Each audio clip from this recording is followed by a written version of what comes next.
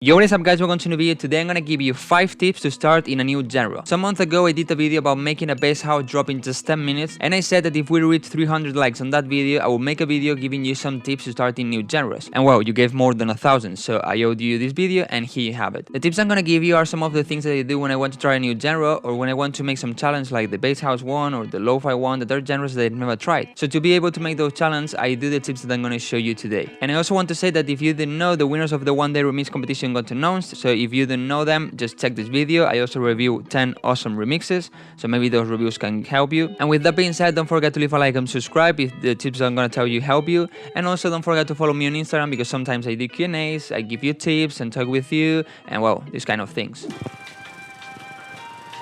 The first tip is to listen to that genre, and that's obvious, but I talk in an active way. Don't just put some music and just sit down and take your phone or start doing other things. No, listen to that genre, take care of that genre. So for example, let's say that you want to make future bounce in the style of Brooks, so let's just start listening to some Brooks music and Mike Williams music and to some Master music, for example. But take care about it, take care about how the sounds are, how the melodies are and all these things. For example, in bass house we know that the bass line is so aggressive, has a lot of high end and is so punchy. And also, for example, we know that the melodies are kind of groovy, you know, sometimes are a bit offbeat and things like that. So listen to the genre that you want to make and take care about how it's done. I think that also can help you is to check the scales of those tracks. So for example, if you didn't know, if you want to check a scale of a track, what you can do is search it on Beatport, and there you're gonna know the key of that track. So this way maybe you realize that some of the tracks in Future Bounce that you like are, for example, I don't know, in G minor or D minor or whatever. So maybe you can start from there, because this way you're gonna be closer to the kind of tracks that you like.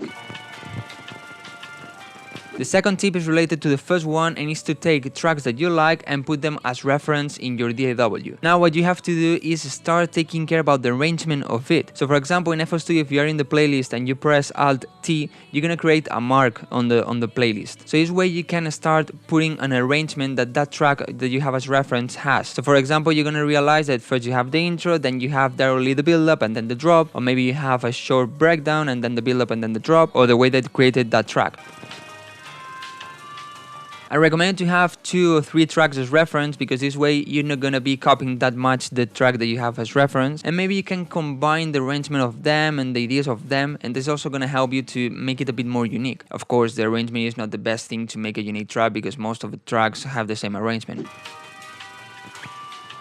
The third tip is to download sample packs and sound banks in that genre. Yeah, of course, maybe you're thinking, but if I do this, I'm gonna have the same sounds of everybody, so it's not gonna sound unique. And so, in my opinion, the best you can do to start in a new genre is to first make the most generic thing possible. And this is because this way you're gonna realize what things you need. So in my opinion, it's not bad to start with a track that sounds so similar to Brooks if you want to make some kind of Brooks music, or it's not bad to make a track that is so similar to Illenium if you want to make some kind of Illenium music, something like this. Because this way is the way you're gonna realize what things you need, what things you don't need, what things you have to use or you don't have to use. And you don't really need to release this track, just use it as a learning purpose and just realize what things you need. And after knowing what things you need to make this kind of genre, you can start being more creative and start creating more unique sounds, and this way create your own style. But you're gonna be inside that genre, because you start from a generic thing and then you create your own sound.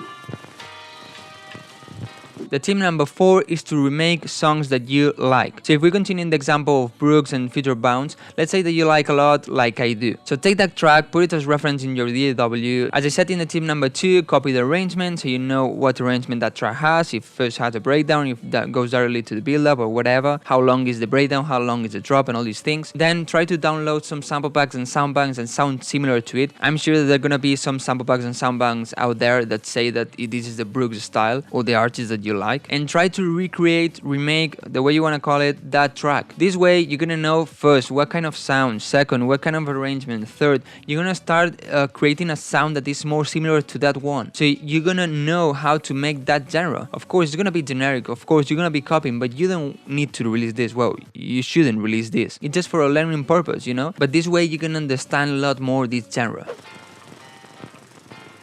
And the tip number 5, and it's kind of similar to the previous ones, is to download some free FOPs. YouTube is super full of free FOPs in the style of Brooks, remaking some tracks or whatever. So for example, if you liked one track, just go on YouTube, put that track and put FL Studio Remake or Ableton Remake or the DAW you use, and probably you're gonna have the remake so you can download it. But also you're gonna be FOPs out there like Future Bounce Drop or Progressive House Drop or Big Room Drop or Big Room in the style of Rebuild or Bass House in the style of this artist or Bass House in the style of that artist. To just download that, first you're gonna have some more samples and sound banks in that genre. Second, you're gonna have something to learn. And third, this is a thing I don't really recommend because you end up copying probably, is that you have a template to start in this new genre. If you do this, my advice is to try to change it as much as possible. Try to change the arrangement, try to change all the samples or almost all the samples, try to change the presets and all these things, so in the end your track is not similar to that template. And yes, as I said, these tips are going to help you to create a generic sound, but in my opinion this is the way you can start in a new genre, making the most generic thing and then taking that generic thing and putting your touch to it and your style to it. So for example, if you want to make Future Bounce and you made a really generic Future Bounce track, now you're gonna start taking those leads and maybe changing them, maybe applying leads of your old genre.